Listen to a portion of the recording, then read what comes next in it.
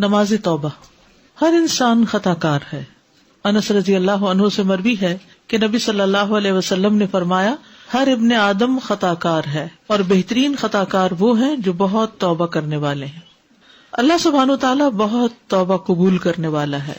ان اللہ یغفر الذنوب جميعا انہ هو الغفور الرحیم.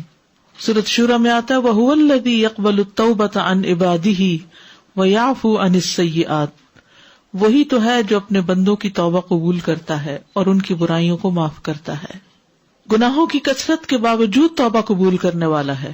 انس بن مالک رضی اللہ عنہ سے مروی ہے کہتے ہیں کہ میں نے رسول اللہ صلی اللہ علیہ وسلم کو فرماتے ہوئے سنا اللہ تبارک و تعالی فرماتا ہے اے ابن آدم بے شک تو جب تک مجھے پکارے گا اور مجھ سے پر امید رہے گا جو بھی گناہ تجھ سے ہوں گے میں تجھے بخشتا رہوں گا اور میں کوئی پرواہ نہیں کروں گا.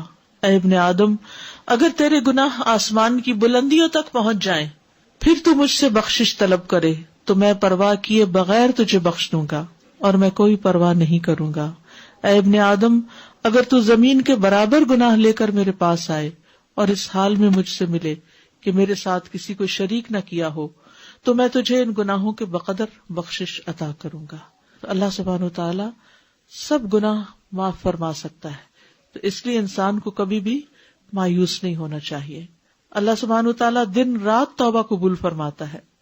نبی صلی اللہ علیہ وسلم نے فرمایا بے شک اللہ عز و جل رات کے وقت اپنا ہاتھ پھیلاتا ہے تاکہ دن کا گناہگار توبہ کر لے اور دن کو اپنا ہاتھ پھیلاتا ہے تاکہ رات کا گناہگار توبہ کر لے یہاں تک کہ سورج اپنے مغرب سے طلوع ہو جائے.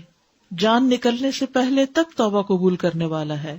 ابن عمر کہتے ہیں کہ نبی صلی اللہ علیہ وسلم نے فرمایا بے شک اللہ بندے کی توبہ اس وقت تک قبول کرتے ہیں جب تک اس کی روح حلق تک نہ پہنچ جائے.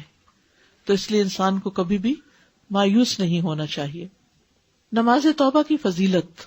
نبی صلی اللہ علیہ وسلم نے فرمایا جو بندہ بھی کوئی گناہ کر بیٹھے پھر اچھی طرح وضو کر کے کھڑا ہو اور 2 رکعت نماز پڑھے پھر اللہ سے بخشش مانگے تو اللہ اسے بخش دیتا ہے تاکہ انسان کے دل پر گناہوں کا بوجھ نہ ہو، گلٹ نہ ہو.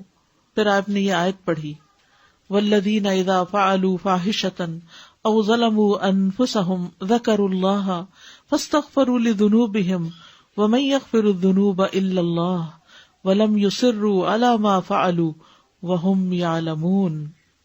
ایسے لوگوں سے جب کوئی فحش کام ہو جاتا ہے یا وہ اپنے آپ پر ظلم کر بیٹھتے ہیں تو فوراً انہیں اللہ یاد آ جاتا ہے اور وہ اپنے گناہوں کی معافی مانگتے ہیں اور اللہ کے سوا اور کون ہے جو گناہ معاف کر سکے، اور وہ جانتے بوجھتے اپنے کیے پر اصرار نہیں کرتے. لیکن یہ یاد رکھیے کہ جو نماز انسان پڑھے توبہ کے لیے وہ بہت عمدگی سے پڑھے، اس طرح کہ خشوع و خضوع ہو. جیسے حدیث میں آتا ہے جو آدمی وضو کرے اور اپنا اچھی طرح وضو کرے پھر 2 یا 4 رکعتیں پڑھے اور ان میں اچھے انداز میں ذکر و اذکار اور خشوع و خضوع کرے پھر اللہ سے بخشش طلب کرے تو اس کو بخش دیا جائے گا. تو یہ ضروری ہے کہ وضو بھی اچھا ہو اور نماز بھی توجہ سے پڑھی جائے. توبہ کی شرائط.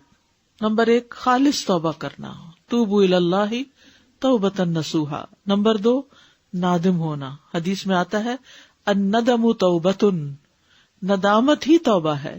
استغفار کرنا یعنی انسان بول کر اللہ تعالیٰ سے معافی مانگے، اصرار نہ کرنا یعنی وہ گناہ ریپیٹڈلی نہ کرنا. آئندہ زندگی کو بہتر کرنا یعنی ومن تاب وعمل صالحا فإنہ یتوب الی اللہ متابا. اور جو توبہ کرے اور نیک عمل کرے تو یقیناً وہ اللہ کی طرف رجوع کرتا ہے، سچا رجوع کرنا. ٹھیک ہے، تو یہ تھی آپ کی صلاۃ التوبہ.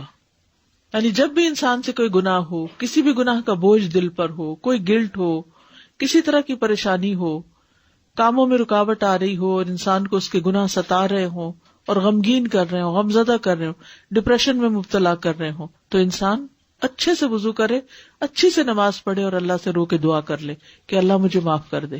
That's it.